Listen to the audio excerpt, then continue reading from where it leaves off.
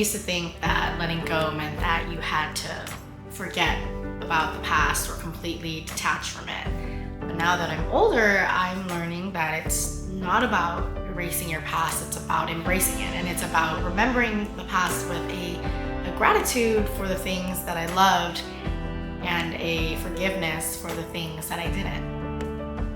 Letting go doesn't have to be this loud, grand gesture. It can be simply the act of accepting that, hey, that moment was once a beautiful moment, and now that moment has evolved, and I need to show up fully for this version of myself. Letting go is not about hostility. It is not about waving a metaphorical middle finger to our past or things that we're letting go of. Letting go is a conscious release. Hi friends, welcome back to my channel. In today's video, it felt like it would be the perfect time to talk about this idea of letting go. Right now we're kind of like in between seasons. It's about to be winter time. And every time the season changes, we have like the opportunity to reflect on our past and also kind of look forward to what might be coming in the new year. In this video, I want to talk about letting go, not necessarily in the conventional form of just letting go, but in this idea, which I've kind of conceptualized as now letting go to let in. And I want to talk through what that has come to mean for me.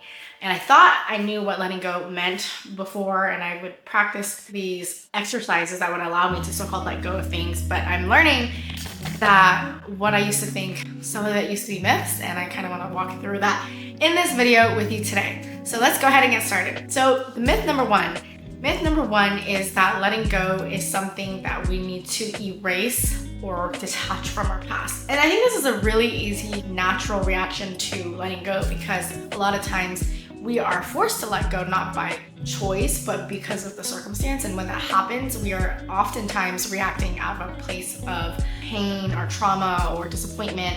And that can easily allow us to transform that energy into anger and spite. So when we move from a place of anger and spite, we don't really allow ourselves to let go of a situation. Instead, we just simply transform that energy into another type of negative energy. Letting go is not about hostility. It is not about waving a metaphorical middle finger to our past or things that we're letting go of. Letting go is a conscious release. And when we consciously release something, we are basically acknowledging that that was very much once part of our lives and our narrative, but I'm no longer going to allow the impact of that circumstance, of that thing, to affect me moving forward. It doesn't mean that I detach from it and act like it never happened or never existed, because then that is just putting like a band-aid over a wound that will probably swell and probably burst at a later time in our lives. In order to truly let go, we need to come from a place of release. And coming from a place of release is going to take time, it's going to take patience, and it's something that is going to allow us to be untethered by our past. So that's the first myth. Letting go is a one-time thing, one-time event.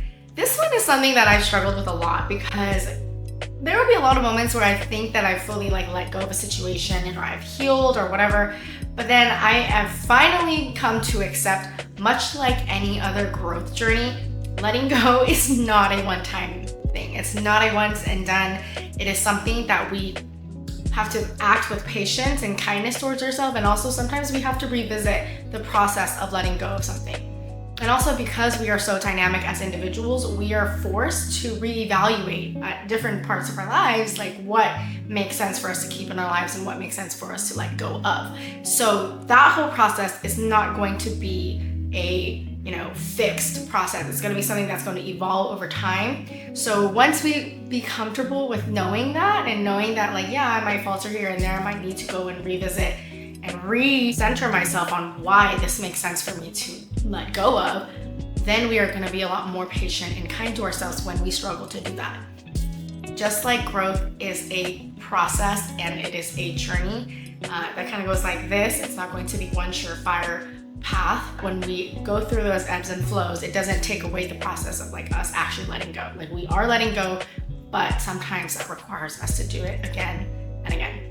The next one that I want to talk about is that letting go itself is enough. When we let go of something, if we don't allow ourselves to be open to new relationships, new friendships, new hobbies, new perspectives, new people, a lot of times we have a void that needs to be filled, and that's so easy for us to cling to our past and then step back into a space where we have not let go of the things that we should let go of. This is something that has been interesting because I think we talk about letting go a lot in colloquial language and just like with our friends. And we kind of like act from a place of humor, right? Like, yeah, screw that. Like, I don't even care. Like, I don't even care. All that kind of like negative energy, that's fine if you're able to come from a place of conscious release and actually let go of the situation. But the whole practice of learning to let in something is a completely different piece. And this is something that has been very personal to me because I felt like I had let go of a lot of things that were holding me back. So whether that be my self-limiting beliefs or the traumas that I felt I tethered myself to and like impacted my like relationships with people or impacted the way that I saw things, I thought that I had let go of that version of myself. And to some degree, I had done that and I had done that correctly. But what I learned over the years is that letting go itself is not enough. And it was a really big like game changer for me when one of my best friends had told me, Lilian, I am so happy and I'm so proud of you for learning to grow from that experience and love yourself and fully evidently love yourself. And I can see that. But what I would love for you now is for you to learn to let others love you. And I was like, wow, that was crazy. And that like transformed the way I thought about relationships and things, because learning to let go of these beliefs about how relationships are is one thing, but now learning to let in another person to, you know, actually bring that to reality is a completely different thing. Letting in and learning how to do that is going to be extremely, extremely important. And what has helped me is reminding myself that I need to stay open to things that I may not know the outcome to. If it feeds my soul and if it inspires me, then I'm going to throw myself in those spaces and I'm going to be flexible with whatever that looks like. So being open, being receptive are like the biggest things that have allowed me to let in beautiful, beautiful experiences and beautiful encounters with a multitude of people. So that's kind of been the through line in my last few years of my life. So I know we've been talking for a bit now, but I just wanted to do this quick little video because letting go to let in is something that has been on my mind for the last 2 years, because I've really seen how learning to do that in a way that is productive and healthy for me has really transformed my life. I am much happier. I am much more optimistic. I live more of an abundance mindset than I do a scarcity mindset. So that has been really, really helpful to me. And I'm hoping that some of these mindset shifts can be helpful to you as you continue to grow in your journey. So thank you again for joining in on my channel. It's been a great time having this community, and I love seeing this community continue to grow.